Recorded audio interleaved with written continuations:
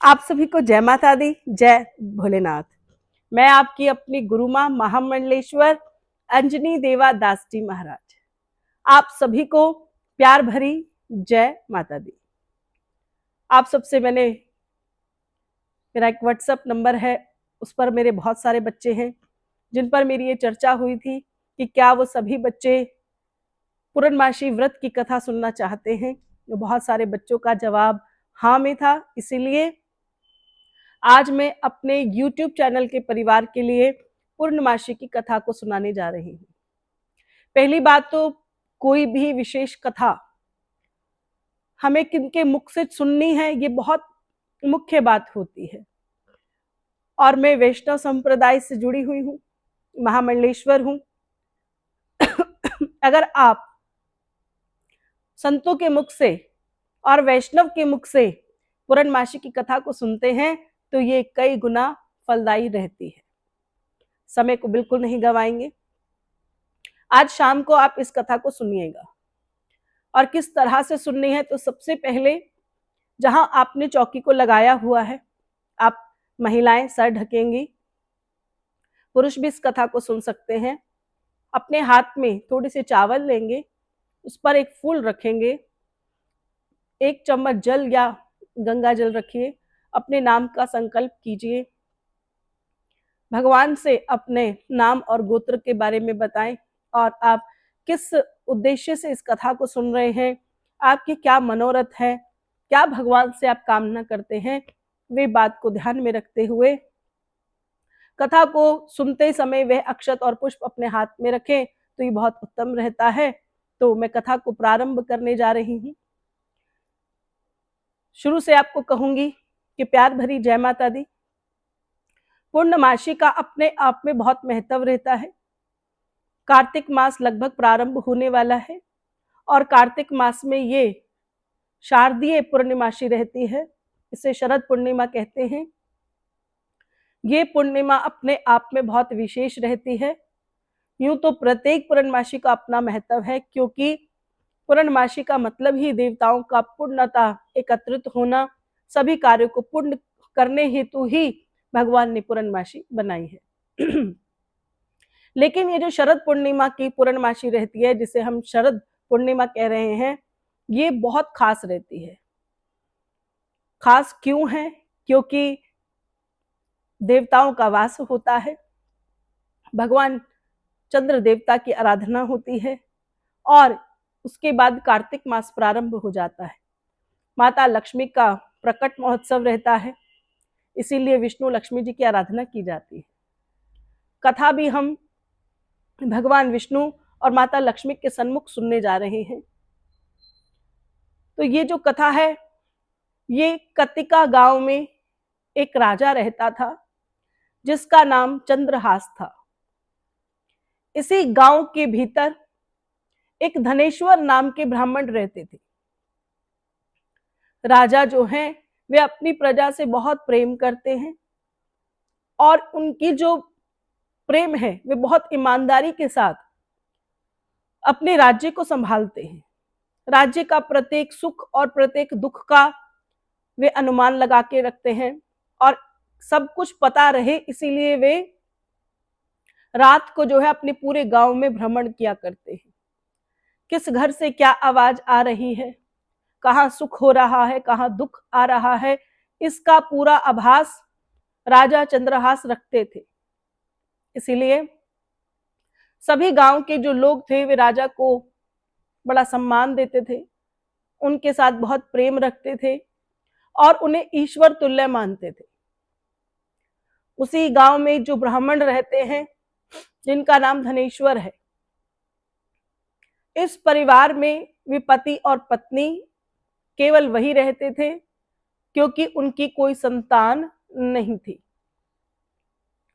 संतान नहीं है, पति पत्नी अकेले रहते हैं, चूल्हा जलाया, 2-2 रोटी बनाई, खाए और सो गए। उस गांव में एक भिखारी रहता था और वे भिखारी सब गांव में भ्रमण करता हुआ सबसे जो भी भिक्षा मिलती थी उसे ग्रहण किया करते थे। लेकिन धनेश्वर ब्राह्मण जो है वो देखते थे कि जो ये भिक्षुक है ये सबसे तो भिक्षा लेता है, लेकिन ये मेरे घर का दरवाजा कभी भी खटखटाता नहीं है। अब दरवाजा खटखटाता नहीं है तो एक दिन उस ब्राह्मण ने उस भिक्षुक से पूछा कि तुम सबके घर से भिक्षा लेते हो, लेकिन मेरे घर से तुम भिक्षा भी नहीं लेते हो, इसका क्या कारण है? भिक्षुक हिचकिचाते हुए कहने लगा कि तुम्हारा घर बिल्कुल बंजर है, तुम्हारे घर में तो कोई संतान ही नहीं है, और जिस घर में संतान न हो वे घर जो है अपशुगुन कहलाता है। तो मैं ऐसे घर से भिक्षा नहीं लूंगा जिस घर में पहले ही मनुष्यत फैली हुई है। ब्राह्मण को बड़ा तकलीफ हुई जब उसने ऐसे वचन भिक्षुक के मुंह से सुने। घर आके वह रोने लगा। उनकी धर्मपत्नी कहने लगी कि ऐसा क्या हो गया कि आज आप रो रहे हैं? धनेश्वर ब्राह्मण ने अपनी धर्मपत्नी को सारी बात बताई।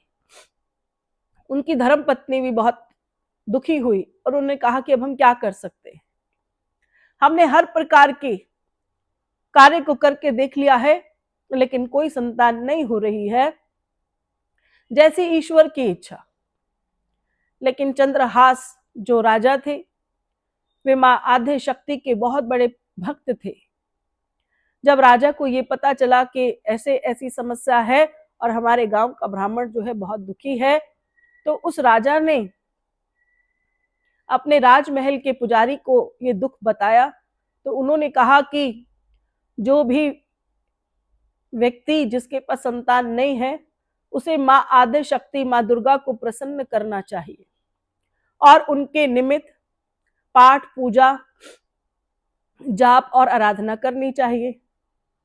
अगर मां प्रसन्न हो जाती है तो मां जो है आपको साक्षात दर्शन देती है, और जब वह दर्शन दे तो आप अपने मनोरथ उनसे कहिए और वे आपकी झोली को अवश्य भर देंगी। तो राजा चंद्रहास जी ने धनेश्वर को अपने महल में बुलाया और सारा वृतांत उसे कह सुनाया। जब ये बात धनेश्वर ब्राह्मण को पता चली तो धनेश्वर ब्राह्मण अपनी धर्मपत्नी को कहने लगे कि अब मैंने बहुत दिन देख लिए हैं, अब मुझे तपस्या करने के लिए किसी वन में जाना होगा और वहीं पर बैठकर मैं मां दुर्गा भवानी को प्रसन्न करूंगा और उससे मनोकामना अवश्य मांगूंगा। इस कर्म को करने के लिए कितने साल लगेंगे मैं कह नहीं सकता हूं, इसलिए तुम घर रहकर तपस्या कीजिए और मैं बाहर वन में जाकर तपस्या करूंगा। सालों साल बीत गए, ब्राह्मण की तपस्या पूर्ण हुई और अंत में माता शक्ति ने उन्हें अपना दर्शन दिया, और ये दर्शन बहुत ही अद्भुत था। आप सब जानते हैं कि भगवान के दर्शन किसी स्वप्न से कम नहीं है। जब धनेश्वर जी ने मां आद्य शक्ति को प्रकट देखा, साक्षात दर्शन पाए, उन्हें प्रणाम किया, माता शक्ति ने धनेश्वर को कहा कि तुमने जो भी पूजा आराधना तपस्या की है मैं उससे प्रसन्न हूं और तुम मुझसे एक वरदान मांगो और ये वरदान मैं तुम्हारा अवश्य पूरा करूंगी। अब ब्राह्मण ने मां को कहा कि आप तो सब जानी जान है, मेरा आपको बुलाना और आपसे मनोकामना मांगने का एक ही उद्देश्य है कि मेरे घर कोई संतान नहीं है और मैं ब्राह्मण हूं, लेकिन फिर भी कोई मेरे घर से भिक्षा तक नहीं लेता, क्योंकि भिक्षुक भी कहता है कि अगर तुम्हारे घर संतान नहीं है तो तुम अपशुगनी हो, आपके घर कोई शगुन नहीं हुआ, इसीलिए मैं आपके घर से कभी भी भिक्षा नहीं ले सकता। एक ब्राह्मण के लिए मां इससे बड़ी कलंक की बात क्या हो सकती है, इसलिए आप मुझे ये वरदान दीजिए कि मेरे घर संतान का जन्म हो। मां आद्य शक्ति ने कहा क्योंकि तुम्हारे भाग्य में संतान है ही नहीं, इसीलिए अगर तुम ने संतान की कामना की है तो ये संतान तुम्हें मैं अवश्य प्रदान करूंगी। लेकिन याद रखिए धनेश्वर ब्राह्मण कि यह समय आपके जीवन में आएगा तो सही, लेकिन आप बहुत लंबे समय तक अपने पुत्र के साथ जीवित नहीं रह सकते हैं।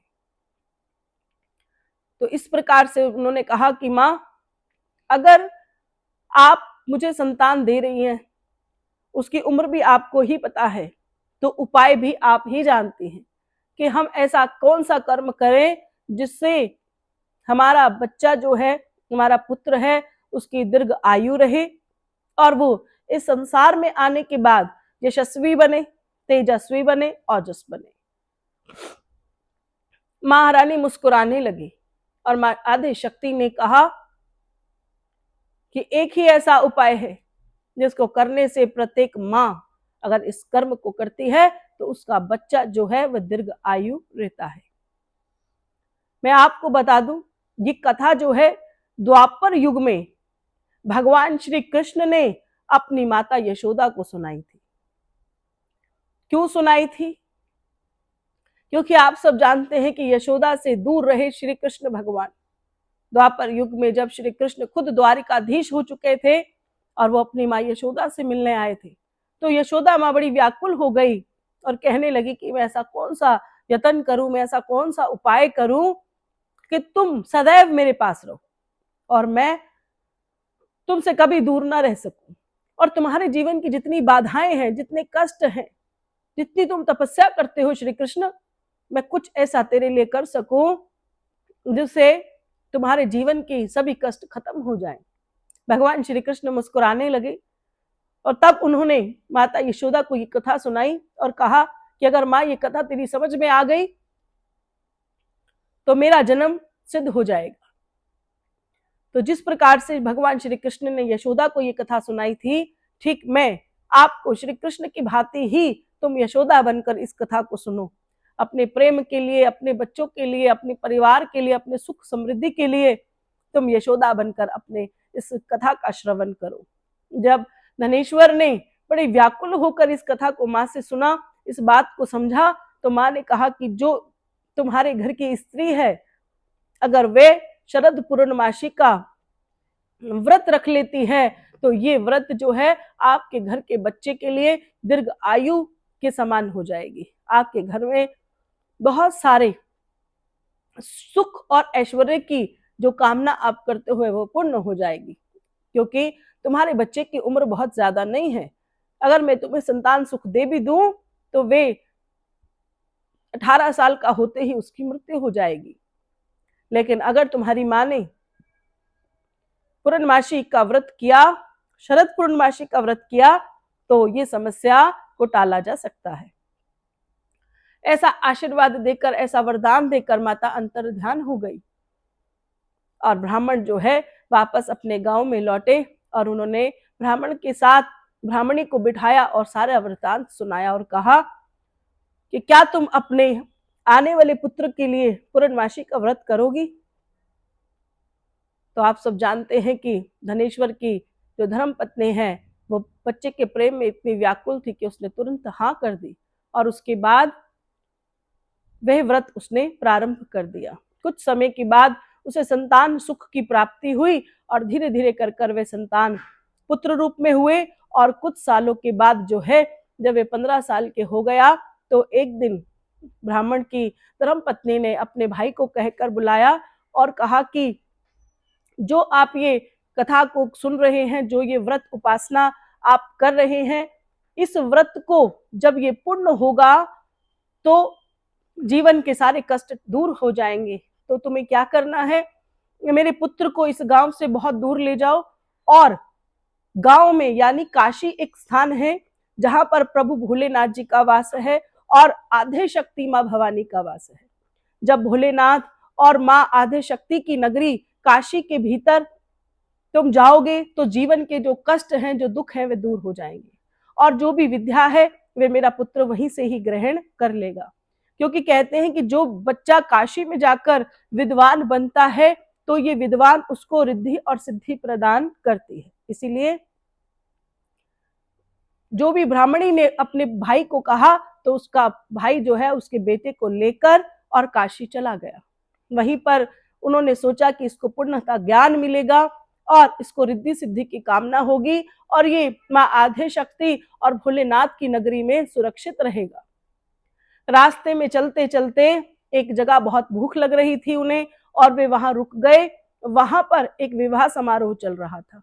उस विवाह में जिसकी विवाह होना वाला था, यानी एक बेटा और एक बेटी, जो दुल्हन थी वहां पर कोई दूल्हा नहीं था। बहुत देर के इंतजार के बाद एक पुरुष आया और उसने कहा कि इस शादी का जो दूल्हा है वह बहुत बीमार है और वे इस शादी में नहीं आ सकता, लेकिन अगर आज ये शादी रुक जाएगी तो इसमें बड़ा अपमान होगा और तुम्हारे जो बच्चे की शक्ल है वो बिल्कुल इस दूल्हे से मिलती है, तो तुम वेदी पर अपने ही बच्चे को यहाँ बिठा दो और ये विवाह पूरा हो जाएगा। और उसके बाद जब सुबह विदाई होगी तो तुम विदाई के समय चले जाना और हम बहू को लेकर अपने घर चले जाएंगे। लेकिन वह बच्चा जो है इतना आज्ञाकारी था कि उसको लगा ये गलत हो रहा है और उसने अपने मामा को कहा कि थोड़े से दहेज के लालच में मैं किसी की इज्जत के साथ नहीं खेल सकता, इसलिए मैं सब कुछ सत्य सत्य बता दूंगा। और जब ये सत्य उन्होंने बताया तो उनकी जो नई पत्नी थी उसने कहा कि मैं आप ही की धर्म पत्नी बनी हूं, वेदी पर आपके साथ ही मेरा विवाह हुआ है, इसलिए मैं उसके साथ नहीं जाऊंगी जिसके साथ मेरा विवाह ही नहीं हुआ। तो वहां पर सब बात सारी खुल जाती है, तो लड़के वाले वापस चले जाते हैं और मामा और भांजा भी दोबारा काशी की ओर निकलते हैं और कहते हैं कि जब मेरी विद्या पूर्ण हो जाएगी तो मैं वापस आऊंगा और रास्ते से तुम्हें लेता हुआ ही अपने नगर को वापस चला जाऊंगा। जब वे मामा और भांजा काशी में पहुंचते हैं और वहां पर कथा को विद्वान बनते हैं, वहां पर अपनी विद्या को ग्रहण करते हैं और धीरे धीरे करते हुए वे लगभग 18 वर्ष के होने वाले होते हैं। काशी में भोलेनाथ जी की बहुत आराधना रहती है क्योंकि काशी भोलेनाथ जी की नगरी है। ऐसे में शिवालय के पास बैठकर वह माँ आद्य शक्ति और भोलेनाथ के मंत्र का उच्चारण कर रहा है। जिस कुटिया में वह बैठा है वहां पर एक बहुत बड़ा अजगर आ जाता है और ऊपर से भोलेनाथ और माँ आद्य शक्ति देख रहे हैं और वे कहते हैं कि भोलेनाथ जी, मैंने इसको ही दीर्घ आयु का वरदान दे रखा है क्योंकि इसकी माँ जो है शरद पूर्णमासी का व्रत रखती है। ऐसे में आप इसको दीर्घ आयु का आशीर्वाद प्रदान करो। भगवान शिवलिंग में ही जाकर वास कर जाते हैं, माँ आद्य शक्ति भी उस शिवलिंग में वास करती है और जो बच्चा कथा पढ़ाई कर रहा है, जो विद्या ग्रहण कर रहा है, जो नाम जाप कर रहा है, जो केवल ध्यान से जुड़ा हुआ है, उसके पास जो बड़ा गहरा काला लंबा सांप आता है वे उसे छूता नहीं है, लेकिन मुख्य द्वार के पास ही उसका जो जहर है वो इतनी तेजी से उगलता है कि पूरे कमरे में जो जहर की हवा है वह फैल जाती है और बच्चा मूर्छित हो जाता है। थोड़े समय के बाद उसका मामा अंदर आकर देखता है कि मेरे बच्चे को क्या हुआ और वे हिलाता है, उसके ऊपर गंगा जल का छींटा डालता है, बच्चा तुरंत ही खड़ा हो जाता है और वे कहता है कि मुझे कुछ भी नहीं हुआ क्योंकि जब तक भोलेनाथ और माँ आद्य शक्ति की कृपा मेरे साथ जुड़ी रहेगी तब तक मेरे जीवन में कभी कुछ गलत नहीं होगा। और जैसे ही ये कथा पूर्ण हो जाती है वह ठीक हो जाता है, उसकी विद्या भी पूर्ण हो जाती है, तो वे अपनी माँ को याद करता है, कहता है कि बहुत साल बीत गए, अब अपनी माँ से नहीं मिला हूं कि मामा अब हम अपने गांव को वापस चलते हैं। और जब वे मामा के साथ चलता हुआ रास्ते में रुकता है, अपनी धर्म पत्नी को लेता है और उसके साथ सोना चांदी धन दौलत उसके माता पिता उसको भर भर कर देते हैं और कहते हैं कि तुम हमारी बेटी को सम्मान के साथ रखना, प्रेम के साथ रखना, और ये आज हम तुम्हारे साथ इसकी विदाई कर रहे हैं। और वे ब्राह्मण का बेटा, ब्राह्मण का साला जैसे ही गांव में अपनी उस नगरी में घुसता है, जिस नगरी का नाम मैंने आपको कतिका नगर बताया है, जब उसमें उसका प्रवेश होता है तो हाहाकार मच जाती है और ब्राह्मण जो है वे बाहर निकल कर देखते हैं कि सामने से पुत्र आ रहा है, उसके साथ पुत्र वधू है और साथ में उनके साले साहब है और बहुत सारा दहेज लिए हुए हैं और धीरे धीरे करके मुख्य द्वार पर आते हैं और मुख्य द्वार पर आने के बाद उनकी पूजा करती है ब्राह्मण और उनकी धर्म पत्नी उनका गृह प्रवेश कराते हैं और उसे अंदर बुलाकर सबसे पहले माता आद्य शक्ति को प्रणाम कराते हैं और भगवान विष्णु और माता लक्ष्मी को धन्यवाद करते हैं क्योंकि माँ आद्य शक्ति के बताए हुए मार्ग पर चलकर शरद पूर्णिमा के दिन का किया गया व्रत सफल हो जाता है। तो प्रभु नारायण जी उस ब्राह्मण की धर्म पत्नी को ये कहते हैं कि इस संसार में जिसने भी ये व्रत पूजा उपासना की है उसके घर में कभी भी अकाल मृत्यु नहीं होती है। तो ये जो कथा भगवान श्री कृष्ण ने जब यशोदा माता जी को सुनाई है, तो वो कहते हैं कि जब एक स्त्री का जन्म होता है और वे स्त्री अगर कुछ न कर सके और केवल पूर्णमासी का ही व्रत कर ले या पूर्णमासी की ही पूजा विधि को कर ले, तो इस संसार में उसके घर परिवार के ऊपर कभी विपदा नहीं आती है। और शास्त्रों में ये भी उल्लेख बताया जाता है कि एक स्त्री अगर 32 पूर्णमासी का व्रत कर लेती है तो वे खुद स्त्री जो है विष्णु लोक में चली जाती है, उसको स्थान मिल जाता है।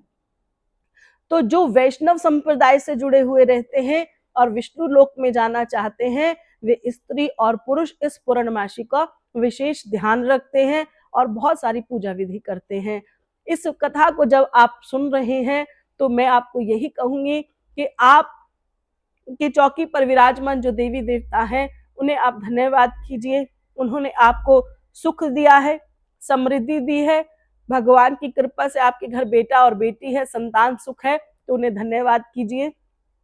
और जो आपके हाथ में फूल और चावल हैं उसमें अपने बच्चों का, परिवार का गोत्र ध्यान करते हुए भगवान के चरणों में अर्पण कर दीजिए और भगवान से अपने परिवार की दीर्घ आयु के लिए कामना कीजिए। साथ में एक लोटा जल का होगा, थोड़े से अक्षत उसमें डाल दीजिए और उसके बाद आप चंद्र भगवान को जाकर इस लोटे के साथ अर्घ्य प्रदान कीजिए और चंद्र भगवान से कामना कीजिए आपके घर में सुख और समृद्धि बनी रहे। ये कथा यहीं पे ही समाप्त हो जाती है। कथा को आप सुनिए और पूजा विधि के साथ भगवान ने द्वापर युग में ये कथा यशोदा माँ को सुनाई है और कलयुग में ये कथा मैंने आपको सुनाई है। ध्यान से सुनिए और मान के साथ भगवान के श्री चरणों में हमेशा अपने ध्यान को लगा कर रहिए। आप सभी को जय माता दी, जय भोलेनाथ।